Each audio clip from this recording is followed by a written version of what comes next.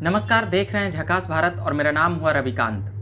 Bihar political updates में आज दिन भर क्या कुछ हुआ बिहार की राजनीतिक में और राजनीतिक गलियारों की क्या कुछ सरगर्मियां रहा, वो तमाम बातें हम अभी इसमें सुनाते हैं और सुनाएंगे। आज जो सबसे बड़ी बातें रही वह यह रही कि पीएम मटेरियल जो नीतीश कुमार को उपेंद्र कुशवाहा ने कहे थे उस पर काफ़ी विवाद हुआ। और जो बातें हुई बिहार में बस स्टैंड को लेकर, बस स्टैंड की अभी बैरिया गई है मीठापुर से उठकर, वहाँ तमाम बसें वहाँ से चलने की बातें थी। तो तमाम प्रकार जो वहाँ पर यात्री उतर रहे थे उनको ऑटो में कितनी परेशानी हुई वो तमाम बातें वह बता रहे थे।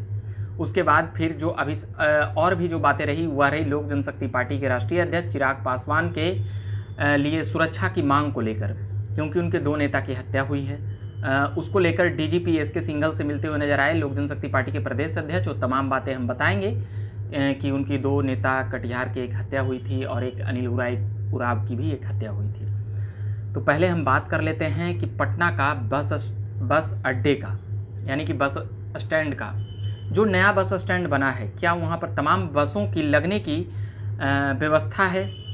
और जिस प्रकार से मीठापुर से पहले तो हर महीने में प्रत्येक ज़िले के बांट करके बसें वहाँ से शुरू की गई। उसके बाद फिर ऑटो की परेशानियां शुरू से ही थी, क्योंकि यात्री मीठापुर से वहां तक के जो यात्री थे वह अब बढ़ेंगे, क्योंकि उतनी ऑटो से काम नहीं चलेगा। क्योंकि वहां से वहां का यात्री पहले बस से उतर जाया करते थे, जो 0 माइल से लेकर के मीठापुर के बीच में होते थे, मगर अब वो सबको भी ऑटो चाहिए। तो तमाम ऑटो तो वहाँ पर चले गए, तो ऑटो की संख्या ऑटोमेटिक बढ़ेगी, तो ऑटो की मनमानी बढ़ेगी। क्योंकि जिस प्रकार से यात्री और नए बस अड्डा बना है, तो ये तमाम व्यवस्थाएं 6 महीने से चल रही है। 6 महीने से लगभग बसों का वहाँ से खुलने का, फरवरी से, मार्च से, अप्रैल से, हर ज़िले का अलग अलग करके। तो ये तमाम बातें अभी सबसे ज़्यादा परेशानी का विषय रहा ये बस अड्डा, पटना का बस स्टैंड जो अंतर्राज्यीय बस स्टैंड बना है, इस पर क्यों नहीं विचार किया गया और भी बेहतर ढंग से, ताकि उन यात्रियों को जितनी परेशानी हुई है। तमाम यात्री लगातार फ़ोन करके बोल रहे थे और एक पूर्व मंत्री ने भी ये बातें बताई है कि आज ये खबर बनाए पर हम उधर जा नहीं पाए, मगर ये बिहार पॉलिटिकल अपडेट्स में ये आज सबसे बड़ी समस्या का विषय रहा। उसके बाद फिर एक बात और आती है, नीतीश कुमार को पीएम मटेरियल किसने कहा? उपेंद्र कुशवाहा ने कहा। उसके बाद बिहार की राजनीति में भूचाल सा आ गया। बीजेपी के नेता कहते रह गए कि ये पीएम मटेरियल होंगे जदयू के तरफ से, ये सीएम मटेरियल भी नहीं थे, मगर बीजेपी ने इन्हें बनाया है अपने दम पर। ये बातें जदयू के नेता पहले ही कह चुके थे कि नीतीश पीएम मटेरियल हैं। इससे पहले सुशील मोदी भी ये बातें कर चुके थे। आज उनका स्थान कहाँ है, यह भी एक देखने वाली बात है। नीतीश कुमार ये बातें नकार चुके हैं कई बार, चाहे वो 2014 हो या उसके पहले हो या उसके बाद हो, कि हमारी औकात नहीं है, हमारी पार्टी संगठन नहीं है, तो हम प्रधानमंत्री नहीं बन सकते हैं। मगर ये अंदर खाने से बात है कि कोई भी नेता पीएम क्यों नहीं बनना चाहेगा जब उसके पास बहुमत होगा तो। मगर नीतीश कुमार जिस सहजता से नकार जाते हैं तो लोगों को यकीन हो जाता है कि नीतीश कुमार को पीएम में कोई दिलचस्पी नहीं है। मगर बनाया जाएगा तो क्यों नहीं बनेगा। जोड़ जुगाड़ अंदर खाने से इतनी चल रही है कि ललन सिंह जो जदयू के नए राष्ट्रीय अध्यक्ष बने हैं, वह भी अमित शाह से मिलने की खबरें आई है, बातें हुई है।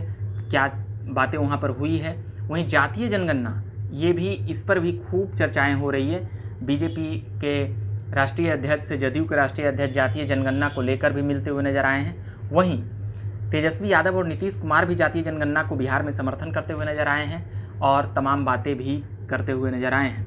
क्या जातीय जनगणना होना चाहिए या नहीं होना चाहिए, ये बातें भी आम जनता में काफ़ी हो चली है। जातीय जनगणना होती है तो अगर जनगणना के हिसाब से तो क्या सही है क्या गलत है, इसको लेकर भी विशेषज्ञ और जो एनालिसिस करते हैं वो तमाम बातें वह कहते रहते हैं, लिखते रहते हैं। मगर बातें यही है कि जातीय जनगणना अगर लोगों की यह मांग है तो होनी चाहिए। मगर क्यों नहीं कराना चाहती है? क्योंकि इससे एक जो राजनीति में चुनाव लड़ने का वोट बैंक का एक आधार होता है, यह लोगों को पता चल जाएगा या क्या कुछ, ये आंकड़े के बारे में कुछ बातें हैं। क्योंकि जिस जाति के लोग ज़्यादा होंगे जिस क्षेत्र में, यह उनकी दावेदारी का एक बात होगा। वैसे अमूमन लोग जानते हैं कि किस जाति का पकड़ किस एरिया में है, यह भी एक बात है।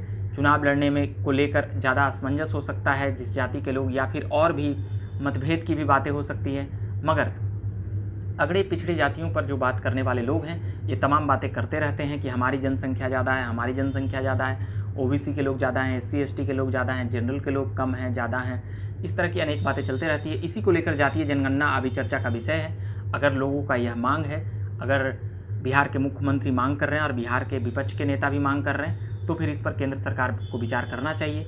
उसके बाद फिर बात आती है लोक जनशक्ति पार्टी की खबर की। लोक जनशक्ति पार्टी की खबर में ये खबर है कि उनके नेता की कटिहार में जो हत्या होती है, जहाँ पर चिराग पासवान 10 दिन पहले, 2 सप्ताह पहले उनके घर पर जाकर मिले थे, उसके बाद ही लगभग 4-5 दिनों बाद ही उनकी हत्या हो जाती है। चिराग पासवान कटिहार उनके घर पर भी जाते हैं और उनके घर वाले ने न्याय की मांग की है और तमाम नेताओं को नेतागिरी करने से भी मना किया है। उसके बाद फिर अनिल ओरांव की भी हत्या कुछ महीने पहले हुई थी, वो भी LJP के ही नेता थे। उसके बाद चिराग पासवान की सुरक्षा में जिस प्रकार से कमी और चूक देखी गई है, जिस प्रकार से लोग उनसे मिलने के लिए आते हैं, तो वहाँ पर भी सुरक्षा का व्यवस्था देखा गया है। इसको लेकर भी लोक जनशक्ति पार्टी के प्रदेश अध्यक्ष राजू तिवारी और उनके तमाम, चाहे वह हुलास पांडे हों या फिर संजय सिंह हों या फिर और भी नेता हों, जो प्रदेश कमेटी प्रवक्ता और संगठन मंत्री और मंत्री जो लोग हैं, वो तमाम SK सिंघल यानी कि DJP से मिलते हुए नजर आए हैं और इसकी मांग भी करते हुए नजर आए हैं। चिराग पासवान की सुरक्षा बढ़ाई जाए या नहीं बढ़ाई जाए, इसको लेकर भी राज्य सरकार को और जो DGP महोदय हैं अब उनके संज्ञान में दे दिया गया है। वैसे ये बातें भी अनुभव की गई है कि आशीर्वाद यात्रा के दौरान चिराग पासवान को जिस प्रकार से कह सकते हैं कि हर जगह चौक चौराहे पर जिस तरह से लोग मिलने के लिए आ रहे थे, और जब मिलने के लिए आते हैं तो जिस प्रकार से कहीं कहीं भीड़ की संख्या ज़्यादा होती है, तो वहाँ पर सुरक्षा बलों को काफ़ी परेशानी होती है इन सभी चीज़ों को मैनेज करने के लिए। तो अभी के लिए हम इतना ही कहेंगे। बिहार पॉलिटिकल अपडेट्स में ये तमाम बातें हम सुना रहे थे। जनता दरबार की भी एक बातें हैं। नीतीश कुमार की जो जनता दरबार लग रही है, ये अभी तीसरा वीक लगातार चल रहा है, तो वहाँ पर भी लोग अलग अलग प्रकार से सुनाने के लिए आते हैं। नीतीश कुमार तमाम बातें सुनते हैं, मगर क्या केवल जनता दरबार से बिहार की समस्याओं का समाधान हो सकता है, यह भी एक प्रश्न है। जनता दरबार में किन लोगों की बातें सुनी जा रही है, क्या वो अधिकारी के पास जा रहे हैं तो उनका काम हो रहा है या नहीं हो रहा है, क्या कोई जटिल काम के लिए जनता दरबार की सुनवाई होती है, क्या जनता दरबार के तमाम कामों का उल्लेख पहले ही सर्वेक्षण कर लिया जाता है तब उन्हें भेजा जाता है। ऐसे कई प्रश्न हैं जो मुख्यमंत्री नीतीश कुमार के ऊपर खड़े हो रहे हैं। हम उम्मीद करते हैं कि जनता दरबार में जनता का जो जटिल समस्या जो उलझी हुई है उसका सामना हो। तमाम प्रकार के कई जगहों से शिकायत आई है कि कई जगहों पर लोगों के दबंगों के कारण परेशान किया जाता है, वो तमाम बातें जनता दरबार में नहीं नोटिस में लिया जाता है।